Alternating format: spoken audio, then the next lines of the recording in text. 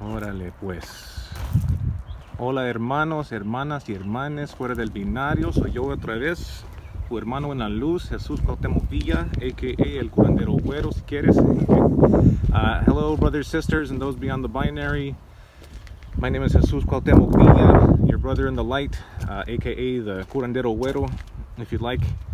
And I'm just here to share a little bit about herbalism with you, because I know that these are really scary times right now, and things can be pretty hard, and that grocery runs are pretty risky when it comes to exposing yourself to COVID-19. And so you want to limit your exposure as much as possible, of course. And so one way to do that is to gather as much of your own food as possible. And we here in the Southwest are very lucky that it is beautiful this time of year, pretty much no matter where in the Southwest or the north of Mexico that you are. I'm here in Tempe, Arizona, but if you notice, I'm in an alleyway, un callejón normal, completamente típico digo, just a regular, ordinary alleyway that you're going to find in pretty much any city in the Southwest, and I guarantee that you'll find at least 4 or 5 of the plants I'm going to say or cover today growing, and all of these are completely edible, completely safe, and even healthier and more nutritious than a lot of the things that you're going to find in the grocery store. So let's take a look. So for example, I love like this patch of green right here is perfect because you have literally a whole salad growing just right in the middle of an alley for free. You can harvest it yourself. You'll want to wash it very thoroughly, of course, because you never know like who's been throwing trash back here, or if cars have been driving through, you want to get any grossness off. But usually alleys are going to be a lot cleaner comparatively than like regular streets where there's lots of traffic and things like that. So I guarantee, having eaten all of these things myself many a time, that they're completely safe for consumption and for use. All right, so before I get too sidetracked, so what do we got growing here? First of all, we have mallow, just common mallow here, also known as cheese plant in English, or Malva in Español. And got some big leaves here. This is one of these wonder plants that everybody overlooks as a weed, but is just a marvelous helper. So first off, these leaves and the tender stalks can be eaten raw or cooked just the same as you would spinach. They're actually more nutritious than spinach, and they hold on to their nutrition better when you cook them. And they cook up almost exactly the same, so you can use them pretty much completely interchangeably, whether it's for salads or for hot dishes, soups, whatever you need. It's delicious. The scientific name is Malva neglecta, which I love because it literally means that it grows in neglected places like alleyways, and you don't need any special work to grow it in your own yard. It usually volunteers, and like I said, most people treat it as a weed. But so it's edible. The fruits are edible as well. That's why it's called cheese plant. Apparently some people think they taste like cheese. I can't really speak to that myself, but they are edible. The other nice thing is when you find these big plants with these big wide leaves like this, they're super soft and silky.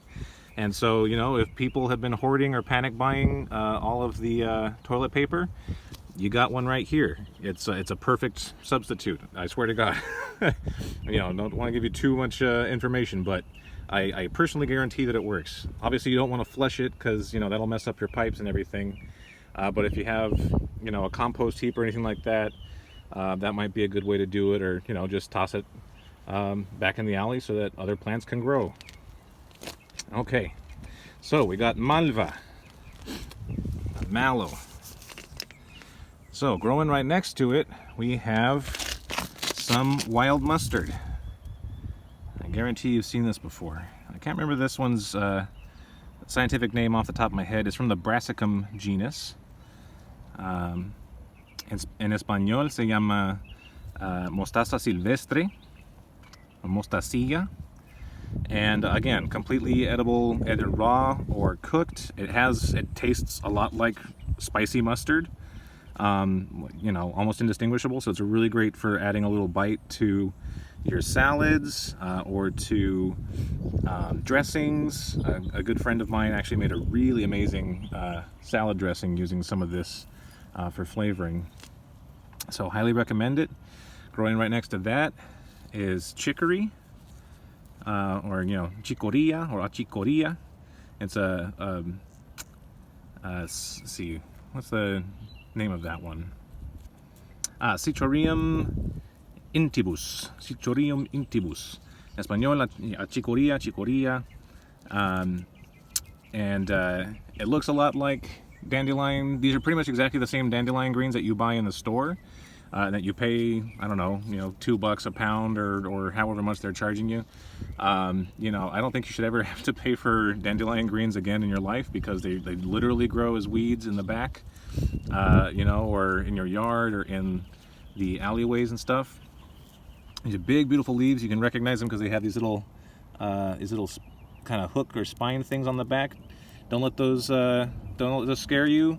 When eaten in salad or cooked, they aren't harmful or anything like that. This is a pretty big plant right here. You can see it has this red stem. That's one of the ways that you can recognize it. But once again, completely edible, perfect for salads, perfect for cooking. The roots are also useful as a you can roast them up and dry them, roast them up as a substitute for coffee. It's not going to be the same, but you know, if you're really hurting for coffee, you know, something's better than nothing, I guess. Also, the roots and leaves are medicinal. They are great for urinary tract infections, for helping cleanse the kidneys and overall boosting kidney function and liver function. So just in general, really good for basically kind of helping. It's a diuretic that kind of helps cleanse that whole urinary tract. And so just again, marvelous plant. I think we got a little ladybug volunteer over here. Órale. Muchísimas gracias por tu servicio. Okay, what else we got here?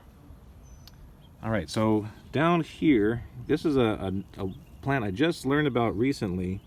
I've seen it growing all over the place, and I couldn't figure out for a long time what it was, but apparently it's called stinknet, which I think is a really unfair name because it actually smells really lovely, and I've tested it for edibility, and it tastes and smells almost like dill. And so once again, a perfect addition to a salad, completely safe. I experienced no negative effects. It has a wonderful medicinal smells.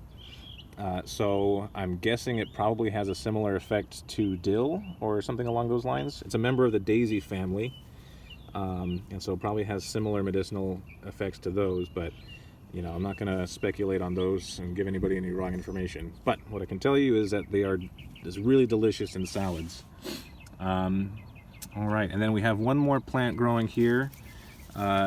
This is called sow thistle, or in Español, serraja. And that's Sonchus is the genus name. And you can recognize it because it has these, I hope you can see it here, but it has these cool leaves that kind of clasp the, oops, there you go, that kind of clasp the stems. And so you can't mistake them for anything else. Once again, excellent addition to any salad. The young plants are the best ones for edibility. You want to pick them when the leaves are green. If you see that they have purple leaves, that means it's reached secondary growth and it's not safe to eat, and it's going to be really bitter and gross. And you know, generally speaking, like with your dandelion greens with chicory here, kind of similar. The best ones to get are when they're very young and tender and flavorful. And when they get big like this, you can still eat them. These are exactly the kind that you get in the grocery store, but they're charging you for something you can pick for free, and they're frankly charging you for the leaves that aren't as tasty as the young ones. So just a heads up on that.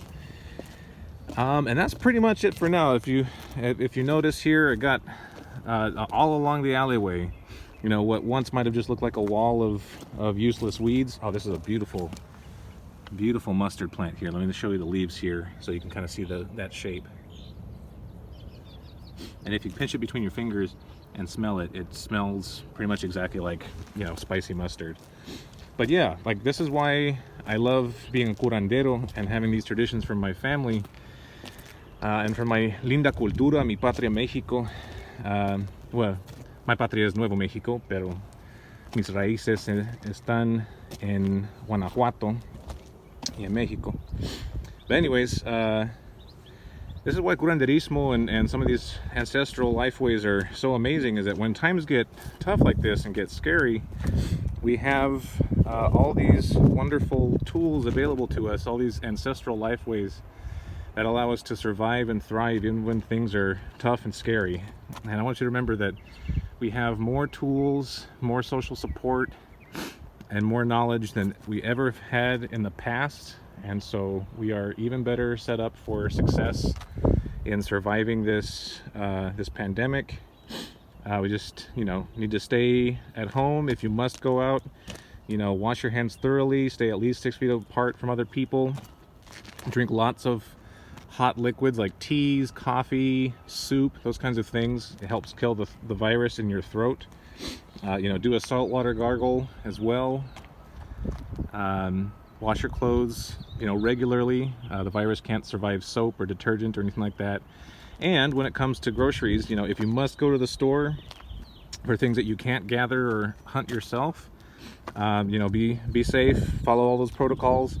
But now, you know, at least a few of the plants that grow right outside your own back door, front door, that you can use to supplement your diet, supplement your groceries, and kind of help stretch things a little bit. And, you know, even in a pinch, you have a bunch of toilet paper just growing for free here. Completely renewable resource. Okay, pues, los quiero mucho. Muchísimas bendiciones. I love you very much. Many blessings to all of you. Stay safe, stay healthy, and stay green. Adios.